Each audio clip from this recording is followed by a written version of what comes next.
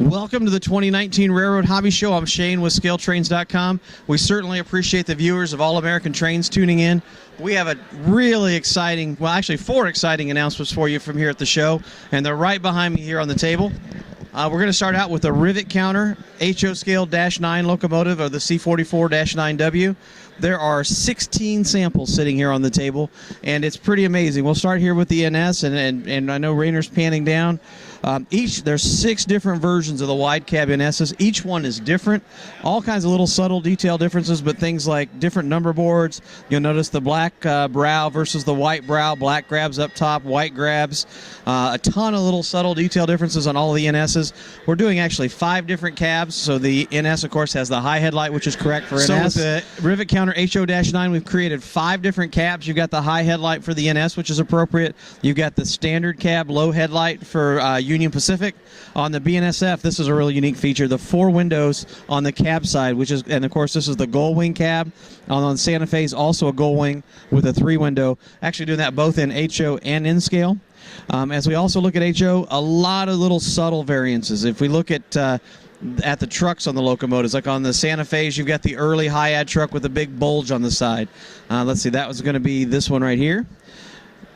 Right next to it, on this one, you've got the later high-ad truck.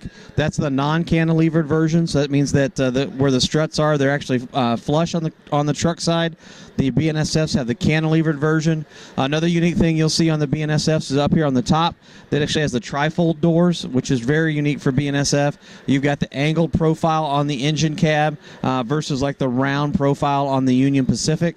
We've got the single nose grab on the Santa Fe's versus the 2-piece nose grab. And of course I could go on and on about all the unique features on those, but rest assured they're all railroad specific, all road number specific. We're also doing them in scale in rivet counter, and so of course you got the 5 different cabs, you've got different body styles. All the separately applied parts, the separately applied grab irons are there. All the pilot details are on the models. You've got etched metal grills, cab interiors. So all that railroad road number specific detail. Moving on down the table, if you're a value-priced modeler, we've got the Operator Series. The Operator Series shares the exact same drivetrain and motor as the Rivet Counter Series, and of course it shares some of the same tooling, which means you get that really crisp detail in the doors and all the latches and the grills. You got to get operating number boards, lighted headlight, LED ditch lights, of course cab interiors on those as well. And then for the very first time, we're offering Operator in scale.